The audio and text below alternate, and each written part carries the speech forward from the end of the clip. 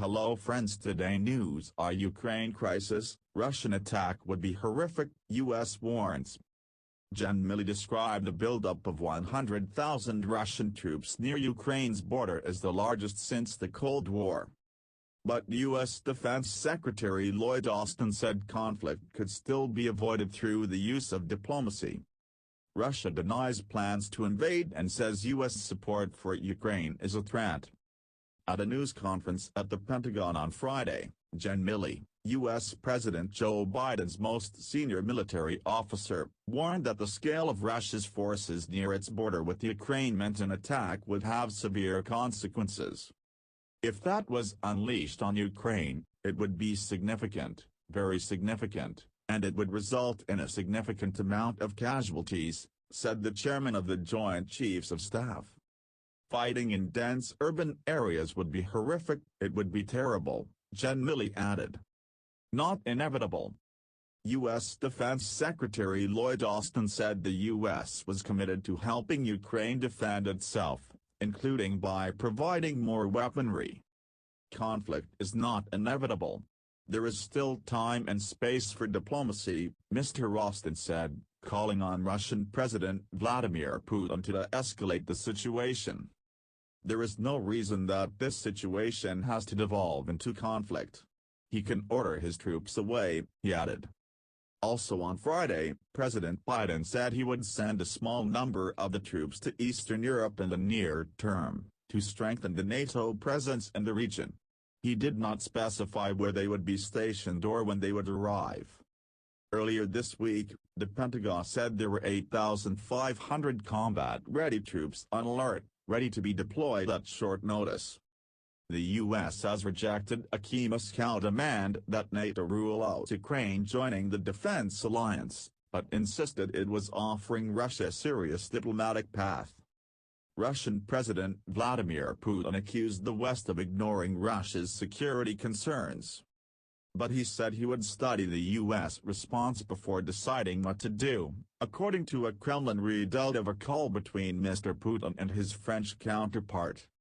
France said the two leaders had agreed on the need to de-escalate and that its President Emmanuel Macron had told Mr. Putin that Russia must respect the sovereignty of its neighboring states. Don't create panic. The warnings from the Pentagon come after Ukrainian President Volodymyr Zelensky told reporters not to create panic over the buildup of Russian troops on his country's borders. At a news conference in Kiev, Mr. Zelensky said he did not see a greater threat now than during a similar massing of troops last spring. There are signals even from respected leaders of states, they just say that tomorrow there will be war. This is panic. How much does it cost for our state? The destabilization of the situation inside the country was the biggest threat to Ukraine, he said. Ukraine is not the Titanic.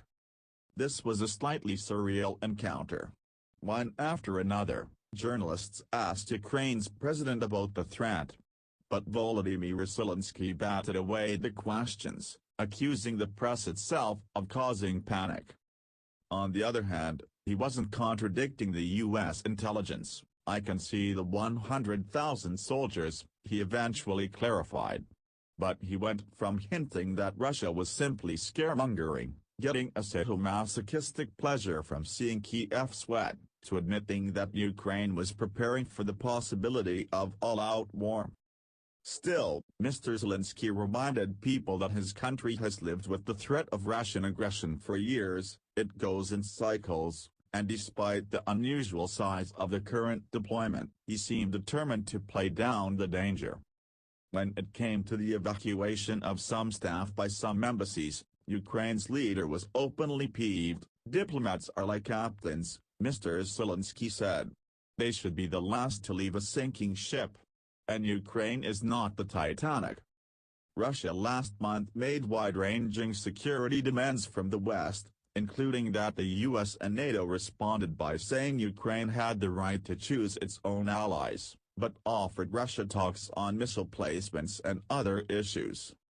If Russia were to invade Ukraine, it would not be the first time. Russia annexed Ukraine's southern Crimea Peninsula in 2014. It is also backing rebels who seized large swathes of the eastern Donbass region soon afterwards, and some 14,000 people have died in fighting there. Thank you for watching.